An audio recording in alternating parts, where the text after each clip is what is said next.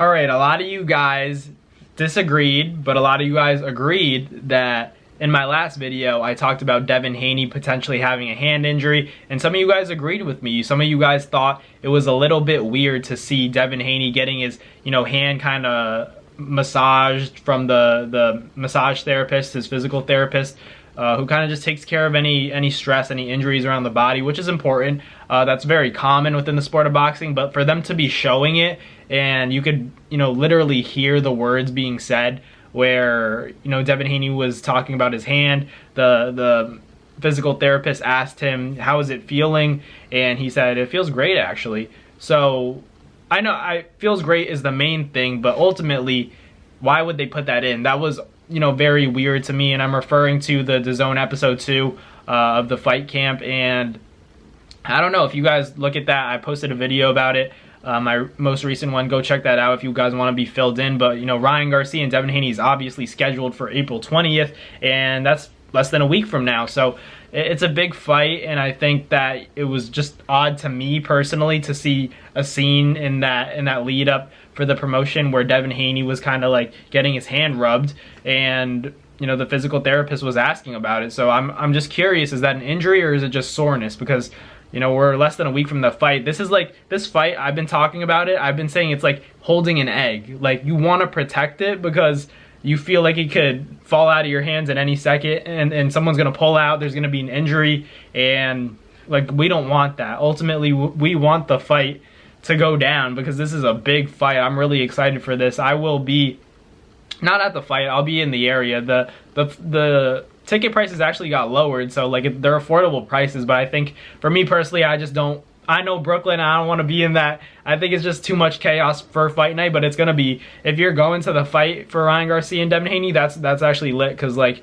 it's going to be a big event for sure. I'm just talking about safety wise. Last time when Tank fought in Brooklyn, it was a little crazy. It does get rowdy in Brooklyn. I love it there though. I'll be there for the lead up and everything. But Devin Haney and Ryan Garcia, like it's actually going down. We were talking about this back then in January, February. Now it's time. It's officially time for this fight to go down. All the talk is over. Devin Haney and Ryan Garcia, 3 versus 3 in the amateurs. They both have 3 wins. So it's going to be interesting. I don't know what to expect, to be honest with you guys. Like, I could see this in my brain when I think about it. Like, all I think about is this fight recently, because it's obviously the closest big fight in the sport of boxing. I can't like have a solid picture of what's going to happen. I can see a multitude of different things happening in this fight. I do think that a lot of people are writing off the amateur situation. I'm not saying it's everything. I'm not saying it determines the fight. I'm saying it impacts their psyche, at least, more than people think. And when I say that, I'm talking about, when you played a sport as a kid, Ryan Garcia and Devin Haney, they've been around each other since they were kids. They fought each other since they were kids. You remember opponents like that. And whether or not Devin wants to admit it, there is a sense of, okay, this kid did beat me before. He has been in the ring with me. He has got the best of me. Even if it's in the amateurs, as a kid, these guys aren't like wise men. They're kids at the end of the day. Like, they're getting in the ring, they're getting paid millions of dollars, but they're young. So it's gonna be a lot of, how do I manage that information of, we've been in 6 fights total together and I've lost 3. Who can better process that, and then who can make that translate into the fight? And in my opinion, obviously, I'm picking Devin. That hasn't changed. It's the safe bet in the sport of boxing, but part of me is also curious to see if Ryan Garcia can pull this off, because I definitely think he does have a chance. Contrary to what people, mostly around the boxing world are saying, I think Ryan Garcia, you guys got to think about it. 12 rounds. I don't think that Devin has the ability, in terms of just the power, I'm talking specifically, with the threat of power, to keep Ryan honest. Like, how you have to keep Ryan away from you. I'm not saying Devin's not gonna jab him all night long and maybe beat him up with that right hand. It's very possible. I just don't think he has that one-shot power that could end it and put Ryan Garcia away like Tank did. So I can't help but think that this fight could, you know, very well go 12 rounds in favor of Devin Haney. And I've been talking about the fact that I think Devin Haney, in order to send a statement to, you know, people at 35 who intend on going up to 40 in the current 140 division, he would have to, you know, send shockwaves to them and send them a scary warning. And the only way to do that is to really drop Ryan Garcia, put a beating on him, or just flat out stop him. And it's not going to be easy. And if he can't do that, you can't help but think throughout that 12-round duration, if it's headed towards a decision, like a lot of us do think in favor of Devin Haney, it's going to be a decision win. Within those 12 rounds, there's obviously a higher risk that Ryan Garcia could pick a moment.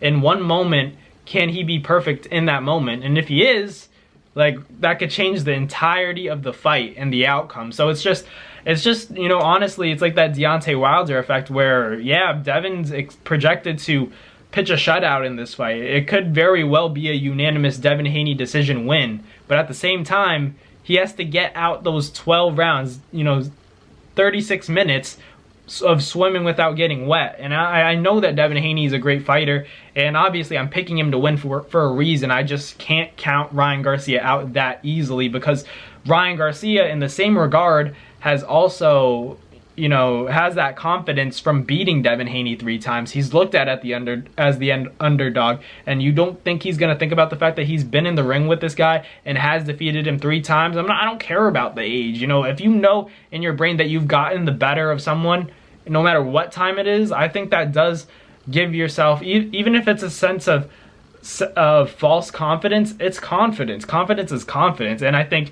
if Ryan Garcia can be smart and be strategic, if he can actually move his feet in this fight, which I've always been calling for, I think that it's a very high possibility that, you know, this fight is very competitive. But Ryan Garcia, it's up to him. You know, no matter what, I have a good sense of what we're going to get from Devin Haney. We're going to get a solid version at worst, in my opinion. I think that's the baseline. The lowest version of Devin Haney is still solid, in my opinion. So it's just going to be an interesting fight. The worst fight we've seen Devin Haney in terms of his performance is against Lomachenko. And Ryan Garcia is not Vasily Lomachenko, so he doesn't pose the same angles, the same footwork threats that Lomachenko did. So it's just, I can't help but pick Devin. I just think that people can't write off Ryan Garcia. I wouldn't be surprised if Ryan hurts Devin in this fight, but, you know, Devin still wins the decision. That's possible. You know, who knows? Maybe we see Devin drop for the first time, but we see him overcome that adversity. You know, Floyd Mayweather had that Shane Mosley fight. He had that Maidana fight where he's been rocked, and he's overcome that adversity. Could we see that with Devin Haney? I think we could see a big growing moment, but obviously, you know, if Devin wins the fight, people like to compare, and for Devin Haney, it would be best if he gets out of this fight, you know, no scratches, no bruises, nothing, no black eyes, no swelling. Just a clean performance is what he needs, and a statement made. You know, if he can win 12 rounds, that's great, but I think the boxing world really wants to see a statement. They want to see Ryan Garcia get beat up, and Ryan knows that, and they want to see him go to sleep. But Ryan Garcia is coming with a different kind of energy right now, and it is very intriguing, and it draws me in to think that, you know, he could pull off something special. Still gonna go with Devin, but, you know, Ryan Garcia does know how to, you know, make you think that he has a chance. So in my opinion, he does have a chance. This is boxing. You know, who knows what's going to happen on Saturday night. But let me know in the comments what you guys think. I just hope, you know, we're less than a week out, no injuries. I hope the injury isn't a case for Devin Haney. What I was seeing, I hope it was just, you know, soreness. But let me know in the comments what you guys think. Put your predictions down below. We're, you know, approaching fight week, so the time is now. Like, comment, and subscribe, and I'll catch you guys next time. Peace. That's going to do it for another NASFight Media video, guys. Thank you guys so much for watching. It's been your boy, Matt Nabong, with another video. Hope you guys enjoyed it all. Thank you guys for the constant support. Salute to y'all always. It's been your boy.